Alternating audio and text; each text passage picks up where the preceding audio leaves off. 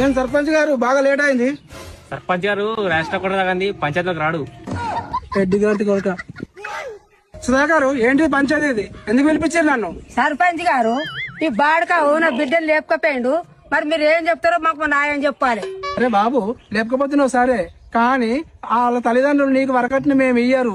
ఒట్టేసి చెబుతున్నానే ఓ పిల్ల కట్నాలు నేనడుగని, ఒట్టేసి చెబుతున్నానే ఓ పిల్ల కట్నాలు నేనడుగని, జానెడు జాగడుగా పిరికేడు పైసలుగా కూకోబెట్టి సత్తని.